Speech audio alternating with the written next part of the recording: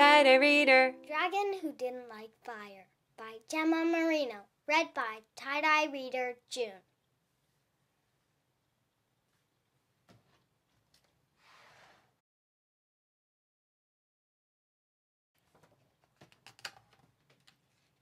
The Dragon Who Didn't Like Fire by Gemma Merino.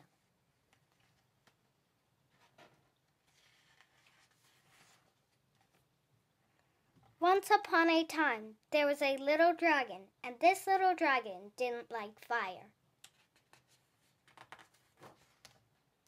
She wanted to be a good dragon and make her dad proud, but no matter how hard she tried, she could not breathe fire, not even a teeny spark. All that came out was a whistle.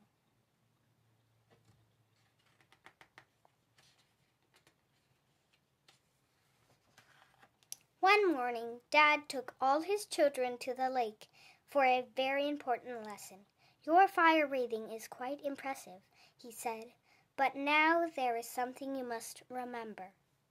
Never, ever go into the water. It's cold, it's wet, and it's horrible. But worst of all, water puts out fire."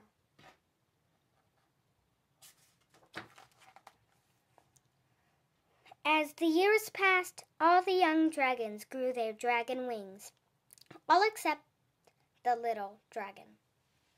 She didn't mind not breathing fire. She didn't like burning things, but flying. She would love to fly. So the little dragon decided to build her own wings. She would show her dad what a clever dragon she was. But with her new wings, she couldn't do a loop-de-loop or stay long up in the air. Maybe she should try something else, something more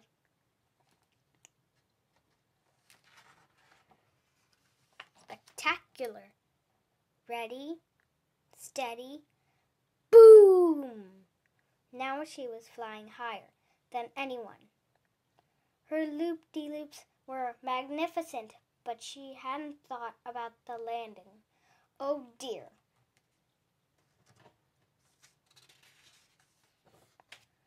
It was supposed to be cold, it was supposed to be wet, and it was supposed to be horrible. But being in the water felt amazing. It was refreshing, it was fun, and it was better than flying.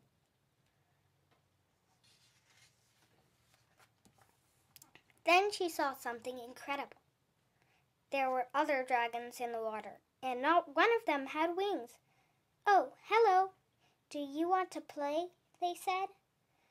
But just before she could join in, her dad saw her. Oh dear. "I'm sorry, Dad. I didn't mean to go in the water, but I liked it," sniffed the little dragon. "And I'm sorry my wings haven't grown and I still can't breathe fire for you. Is there something wrong with me?" And her dad smiled and said, "No, nothing at all. I don't mind if you can't breathe fire, and it doesn't matter if you don't grow wings. I think you are happy in the water because it's where you truly belong. You are not a dragon at all."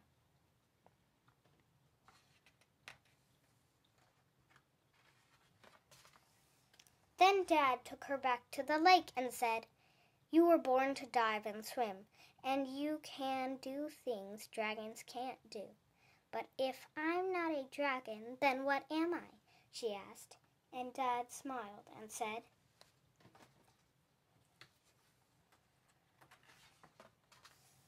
"You are my wonderful crocodile daughter, and I couldn't love you more."